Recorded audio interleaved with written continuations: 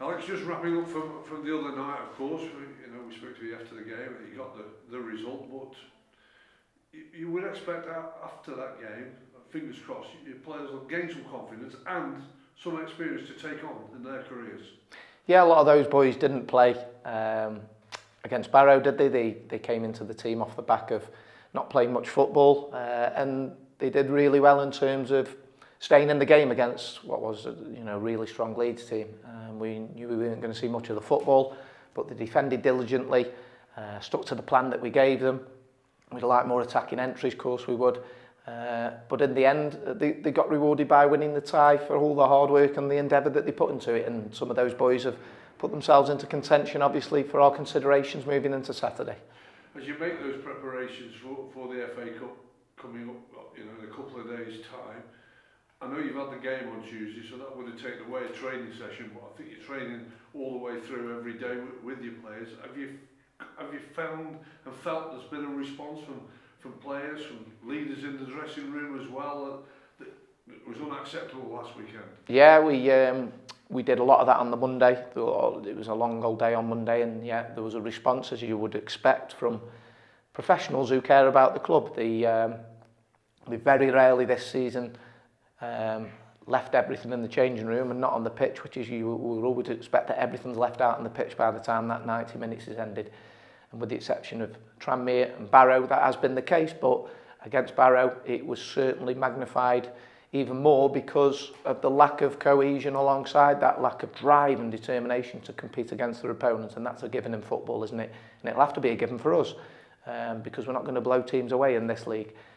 So you're relying on that ability to compete alongside your good players showing up at the top end of the pitch with some quality.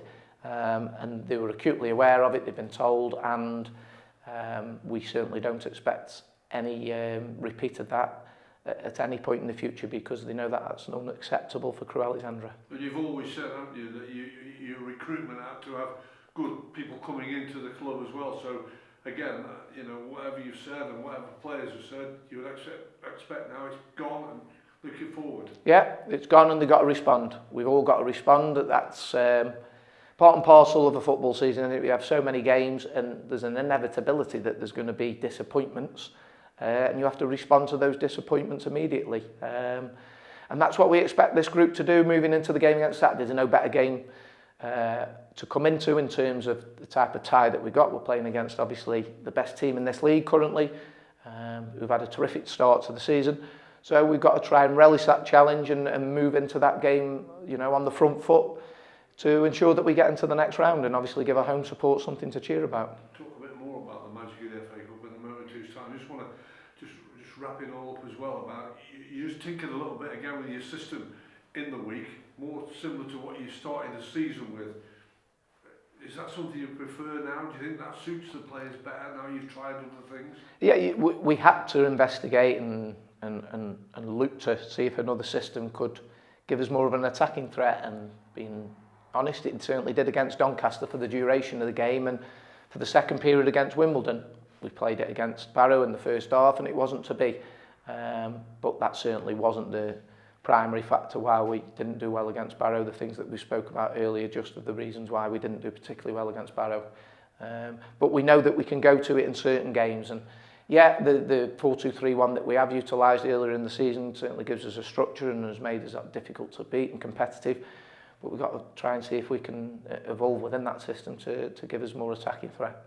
It is the magic of the FA Cup starting in an additional lot of the non-league clubs have been playing from day one of the season more or less, but it's the first round proper. Do you still get excited? It's your first management as well as the main man in the FA Cup. Yeah, you can't not do, can you? It's got a prestige to it, hasn't it, and a lure. And people have said that it's lost its spark. I think that's been regained over the last few years. I think there was a period, wasn't there, about 10 years ago, where I think maybe beyond that, Manchester United pulled out of it, didn't they, because they were in the World Club Cup, and I think then it was taking a bit of a batter in the FA Cup and the importance that the big clubs were attaching to it. I think that's been regained now. You look at the latter stages of it, the top teams are always in it in the latter stages still because they're fielding strong teams in the earlier stages to get to that point.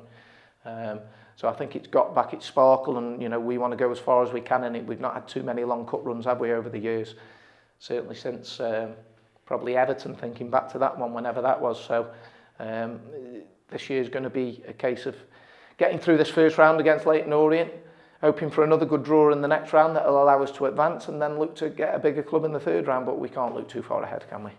The one thing you can do, I know you can't look too far ahead, but if you can chalk off a couple of victories in it, it can transform a lower league club, can't it? The finances are huge. I know you've got to focus on what's going on the grass, but it can happen. We've seen it. You know, you're talking about Manchester United, seen when Burton went up to there a few years ago. What it can do for a club like Crewe? Yeah, huge. I mean, obviously the winnings that come from each round, and on top of that, if you get a big away tie, in particular against a Premier League club, can, as you say, it can really transform the finances of the club, and it'll allow the club to look at things through a different lens, because you know you can't plan for an FA Cup run financially. You can only plan conservatively for the things you can guarantee. So that'll make a huge strides for the club in terms of finance, and more importantly, it'll give the supporters an opportunity to visit a big club in the latter stages at the FA Cup, which is obviously something we would all look forward to. If not the third round, then beyond that. Let's see how far we can get. Yeah, and it could be that stepping stone, couldn't it? One game at a time. You've managed to get through, even though it was a draw, but you managed to get through in that last game in the Papa John's. But it could be a stepping stone that you could build momentum. Yeah, absolutely. Off the back of the discussions we had earlier in the week, the players who played on Tuesday responded to that.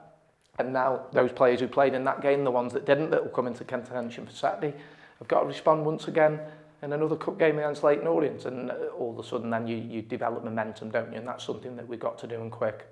And you spoke about a few players, because you've had a few players, too many out of action. Where are you up to? Are you expected to see some back at the weekend? Yeah, some back, some still won't be. The ones that are back would only come into contention on the bench. We're going to still be missing a couple. Zach Williams is looking increasingly unlikely. Courtney Baker, Richardson, touch and go.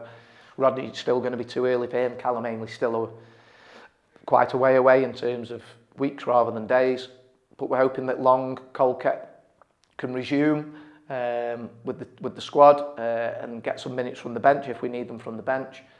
So that's where we're looking at the minute. They've done their training now. They're building up this last week and building up towards weekend, so you're more or less ready, and fingers crossed you can let them go. Yeah, Colkett and Long haven't played any football in terms of 23 games, which isn't ideal. They've only just been introduced into training the last couple of days really, but they have had lots of pitch sessions with the physios, which is arguably more intense than what we can give them out on the grass. But they need that obviously football fitness as well. So their ability to play for any longer than 20-30 minutes on Saturday will be questionable. But if they do, and then they get another week's training under the belt next week, then they're further along the line moving into the Colchester game. So we've just got to be patient with those two in that sense. Colkett's further along the line than Long, but not too further along the line. So pleasing to have them back.